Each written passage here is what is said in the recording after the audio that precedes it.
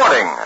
General Mills, makers of Cheerios, the oat cereal ready to eat, and Wheaties, breakfast of champions, presents The Lone Ranger.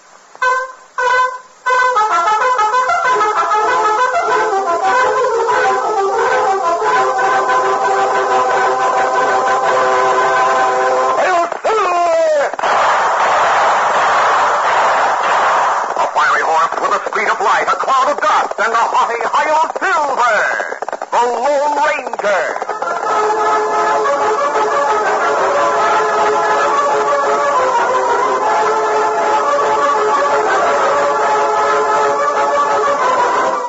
Faithful Indian companion Tonto, the daring and resourceful masked rider of the plains, led the fight for law and order in the early western United States. Nowhere in the pages of history can one find a greater champion of justice. Return with us now to those thrilling days of yesteryear.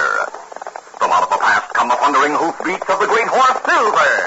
The Lone Ranger rides again. Come on, Silver. Let's go, big fellow.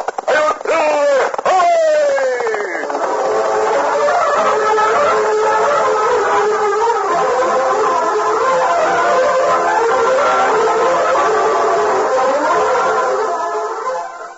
Diving Doris is 13, and she is the diving queen. She can do a flip because she knows she's got go power from Cheerios. Yes, she's got go power. There she goes. She's feeling her Cheerios, Cheerios, Cheerios. Yes, it's a fact. Cheerios does give you real go power. You see, Cheerios is made from oats, and every delicious spoonful of Cheerios and milk is real muscle-building food. Each spoonful contains vitamins, minerals, and proteins your body needs. Yes, the good things in a Cheerios breakfast do good things for your body. Help you have healthy nerves, good red blood, strong bones and muscles. And Cheerios is so much fun to eat, with its distinctive O shape and its wonderful toasted oat flavor. So tomorrow morning and every morning, start the day right with a Cheerios breakfast. Then you'll hear people say, She's feeling her Cheerios.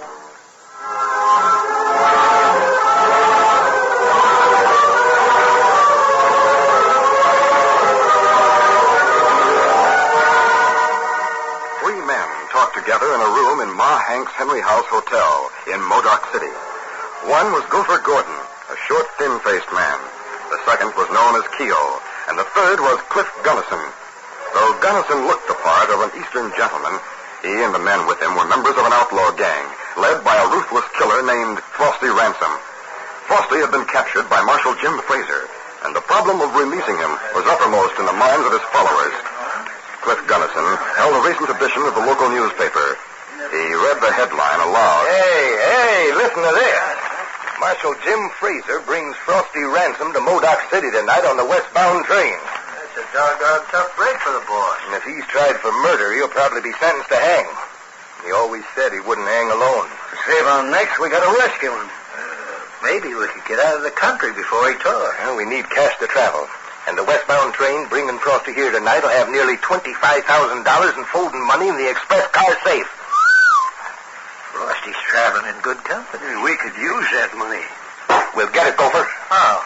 Listen, just before the train comes into Modoc City, it climbs a steep grade slowly. Slow enough for us to swing aboard. Hey, I savvy. We'll be halfway up that grade. And as it goes by, we'll climb aboard. It'll be easy to enter the train and move through the car. Right.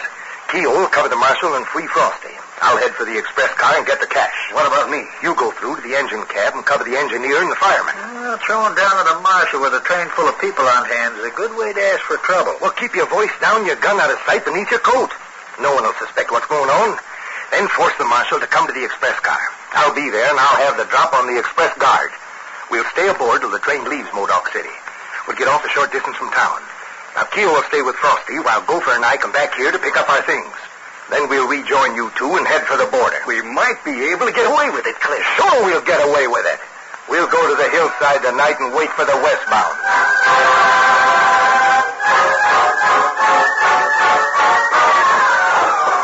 Late that night, a 14-year-old boy named Inky ran from a Henry house to the lighted newspaper office down the street. The mischievous, fun-loving orphan had been adopted several years ago by Tom Brent, the owner and editor of the paper. As he he entered the office, Inky shouted for his foster father. Tom! Hey, Tom! I'm here, Inky. I hoped you'd be. I have something to tell you. Yes, I have a problem. Huh? I'm going to be mighty busy covering the arrival of Marshal Jim and his prisoner when the train pulls in. Oh, we've a shipment of newsprint and printer's ink coming in on that train, haven't we? Yes, that's right. But I'll not have time to claim it. I'll take care of it for you. Well, good boy, Inky. I hoped you would. It'll be in the express car, won't it? Yeah. The ink will be in cans, and the paper will be too heavy for you to move. But I'll make arrangements with the station master ahead of time for unloading them. You just sign for them. Don't worry about it. I'll take care of everything. You know, I don't know what to do without you, Inky. You're first-rate assistant. I wish you'd let me be a reporter. Hey, I almost forgot. I've some first-rate news. What kind of news? I heard that the Lone Ranger and Tonto are in town. Are you sure? My Hank's houseboy Ned told me Scout and Silver are in my stable behind the hotel. I looked, and sure enough they are. Great day. I wonder what brings the masked man to town. Ned says he's on the trail of Frosty Ransom's gang. That'll really be news if he has a light on those crooks. Where are you going, Tom? To Morris' place. I want to talk to the Lone Ranger. He's not in the hotel. If his horse is in the stable, he must be somewhere in town. I'm going to find him. You don't have much time before the train comes in. I know. I'll see you at the station. I'll be there.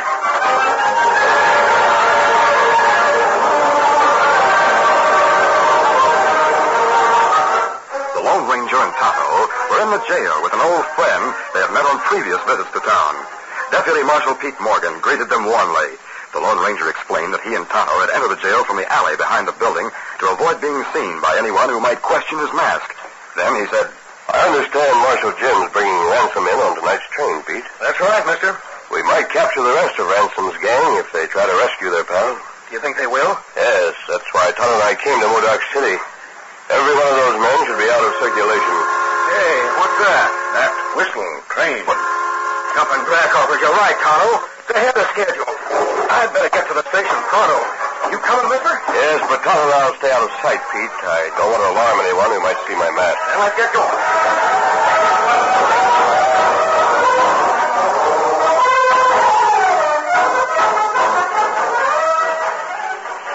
Meanwhile, Inky was alone on the platform at the railroad station several blocks away. As the train braked to a stop ahead of schedule, he was glad he was on hand early to meet it.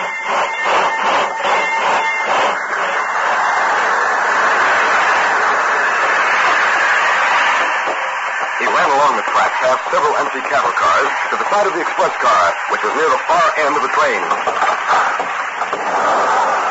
As the door on the side of the express car slid back, he shouted, Hi there, Joe. Inky, how are you, lad? Fine. I'm coming aboard.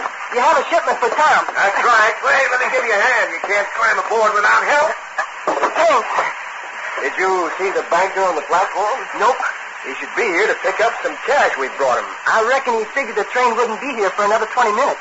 You're ahead of time. Yep, the engineer's a fireballer, all right. Those cans on the floor and the big rolls of paper are for Tom. I know. What are you looking for, lad? You're safe. Tom said there was one in this car. It's over here, Inky.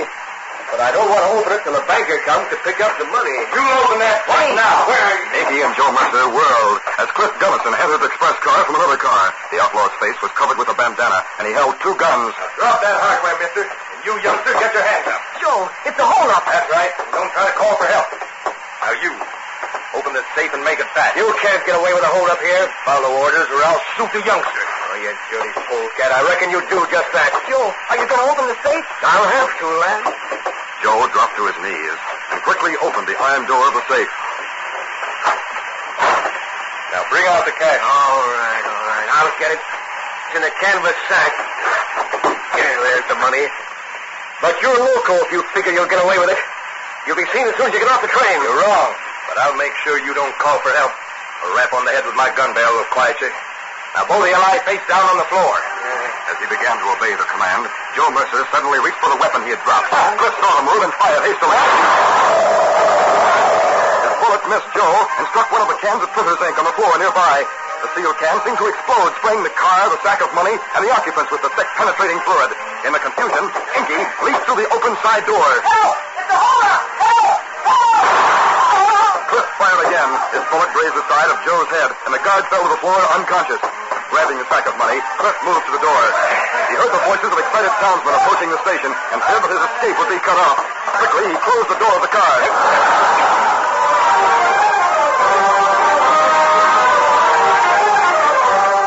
that moment, Gopher, having heard the first shot Fritz fired, realized his friend was in trouble.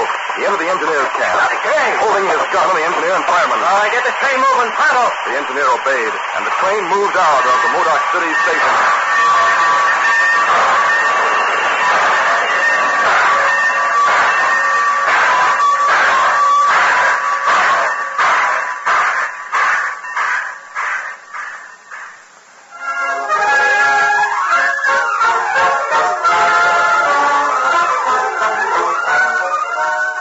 Falls on the first act of our Lone Ranger adventure. Before the next exciting scenes, please permit us to pause for just a few moments.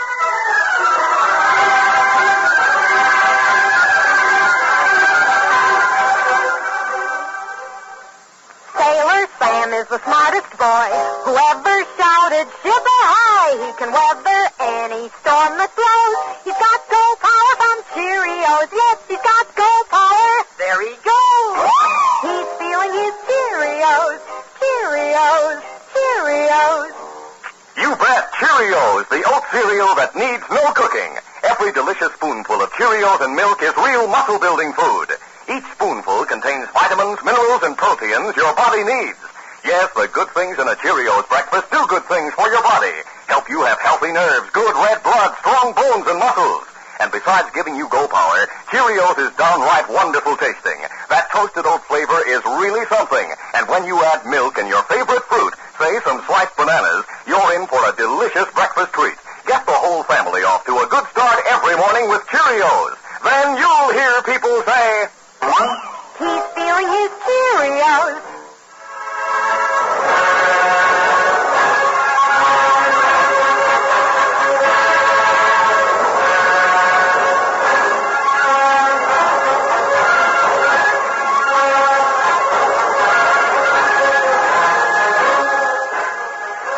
Now to continue.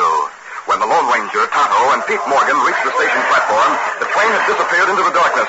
Inky ran to meet them. They're getting away! They're escaping! Stop them! Stop them! Stop the train! Thunder, can we stop them? Well, of course, as we can't overtake the train. They're shooting. What happened? Inky, you're covered with ink. Tom, there was a hole-up in the express car. Pete Morgan! That's Marshal Jim. There's Frosty Ransom and another fellow with him. Marshal Jim! If you would set a handcuff on your feet, put him on this fellow. He's my prisoner. I have a pair right here, but Ransom's already wearing handcuffs. Put him on his friend. Put out your hands, Keogh. What did he do, Marshal Jim? He tried to pull a gun on me to free his pal Frosty. But I disarmed and arrested him before the train stopped here. Then when I got off the train with the two prisoners, I heard Inky yelling something about a robbery. But the express car was so far from the passenger cars that I couldn't get to it before the train pulled out. Same thing happened to us. The train was on its way before we got to the station. I hope the engineer loses his job for doing a trick like that. He might not have had much choice, Pete. What? Mister, great day, where'd you and Tonto come from? We planned to stay out of sight so no one would see my mask, Marshal Jim. But the excitement and the shooting changed our plans. Well, I'm downright glad you're here. I'm sorry we weren't here sooner. Inky, you'd better come along to the office and tell us what you know. Yes, sir, Marshal Jim. There's plenty to tell. Ignoring the liberal amount of printer's ink that spattered his face and clothing, Inky accompanied the man and the two prisoners to the jail. While Pete put Frosty and Keogh behind bars, the 14-year-old boy told what happened in the express car. The next thing I knew, the whole car was sprayed with printer's ink. It looks like you absorbed most of it. I wasn't the only one, Tom. Joe and the hold-up man were doused with it, too. The bullet must have struck a can of ink. Would that make it explode, mister? Yes, Inky. It isn't commonly known, but a sealed can full of fluid will blow apart from pressure when a bullet hits it. That's what happened. It blew up all over the place. Can you describe the hold-up man? No, he had his face covered with a bandana. Well, didn't you notice anything special about him, Inky? I reckon I didn't, Tom. Except that he was mighty well dressed. But everything happened so fast, I didn't have a chance to notice much. I hope he didn't kill poor Joe Mercer. If he did, he'll pay for it, Inky. Marshal Jim, the new prisoner, Keogh, wants to talk to try to save his hide. What's he got to talk about? He claims two more of the gang are still on the train.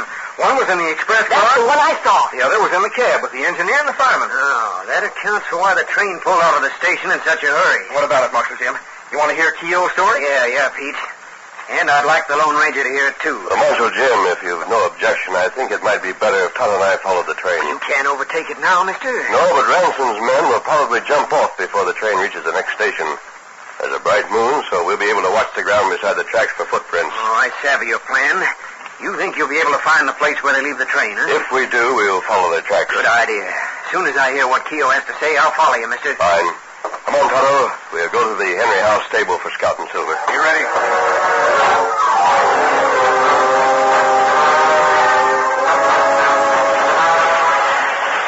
Meanwhile, a short distance from Modoc City, Cliff Gunnison hurried through the empty passenger cars and joined Gopher in the engine cab of the speeding train. As soon as Gopher saw his partner, he exclaimed, Hey, what happened to you? Ran into trouble. You look as if you ran into a barrel of ink.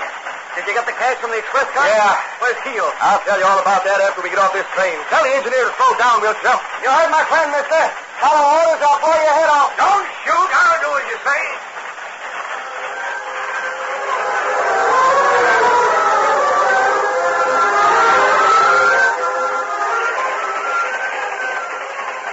A few minutes later, Cliff and Gopher stood beside the moonlit tracks, watching the train disappear in the distance.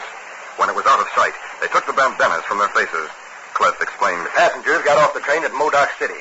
As the train pulled out of town, I captured the conductor. He's tied and gagged in the express car with a guard. The conductor told me that the marshal got Keogh. You mean Keogh didn't free Frosty? He and Frosty are probably behind bars right now.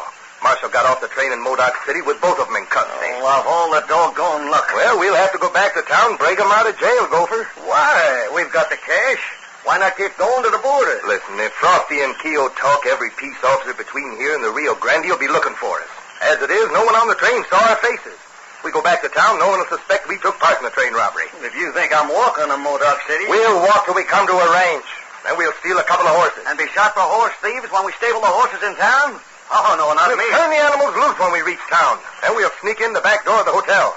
Now, come on. I want to get to Modoc City before daylight.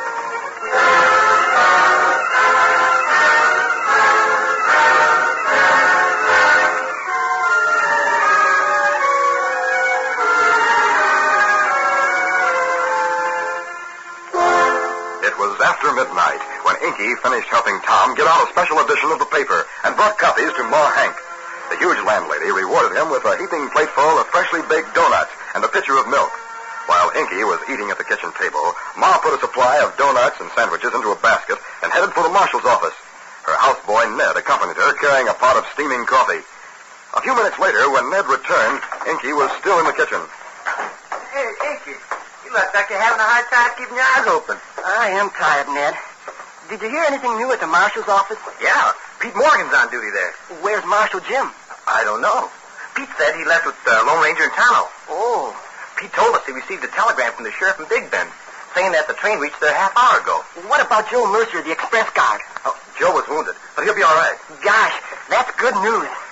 That's one of Ma's guests ringing. I'll go see what he wants.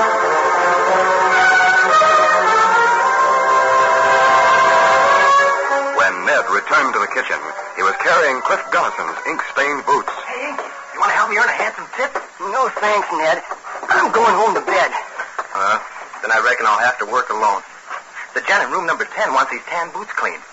He said if I could get the ink off them, he'd pay me $2. I'll split it with you if you'll change your mind. Hey, let's see those boots. It'll take a lot of rubbing to clean them up. Wouldn't you wonder how Mr. Gunnison got ink on them? That's printer's ink. It is? Yeah. It's curious. Where would Mr. Gunnison get into printer's ink? I know where he got it. He must have been in the express car tonight. Huh?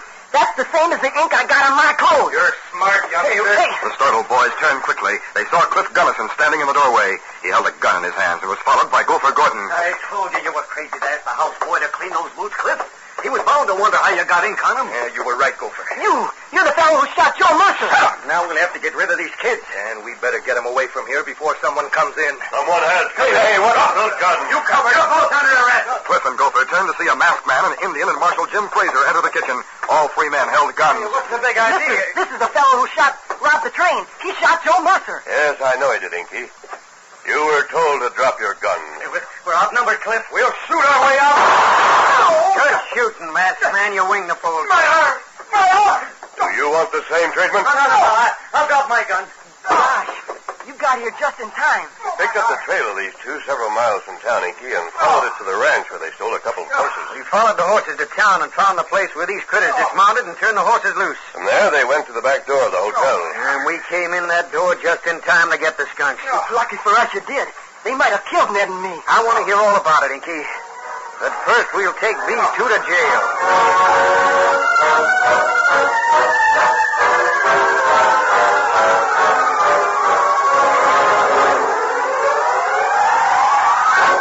After Cliff and Gopher were behind bars, the marshal and the Lone Ranger returned to the Henry house.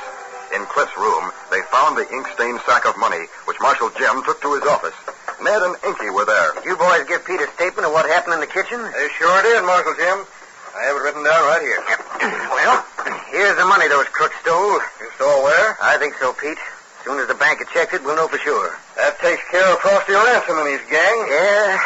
Thanks to the Lone Ranger, they'll all be out of circulation from now on. Say, where is the masked man, Marshal Jim? He and Tonto left town to go to their camp in the hills. Next time you see him, Ned, you'd better thank him. They saved your life and Inky's, too. I know it, Marshal Jim, and I'm downright grateful to him. Yeah, so am I. Inky, you look tired enough to sleep standing up. Why don't you head for home and go to bed, huh? I'm going home all right, Marshal Jim. But when Tom finds out the last two members of the gang are in jail, he'll want to get out another special edition. I reckon you're right, lad.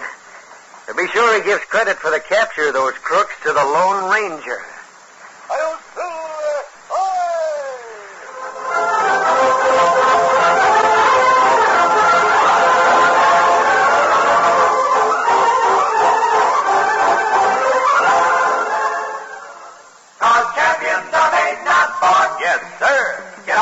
Get on your way. Get on your way with Wheaties.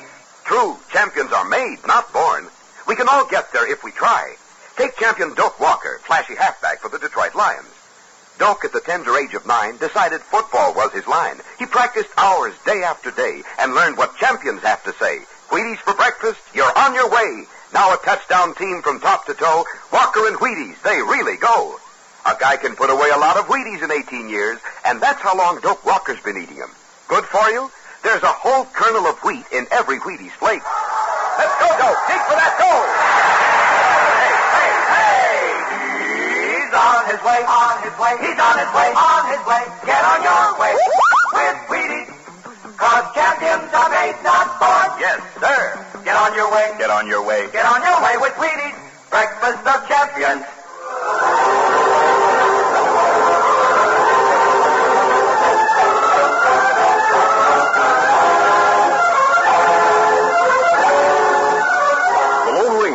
Copyrighted feature of the Lone Ranger Incorporated is created by George W. Trendle, produced by Trendle Campbell Muir Incorporated, directed by Charles D. Livingston, and edited by Fran Stryker. The part of the Lone Ranger is played by Brace Beamer. Your announcer, Fred Foy.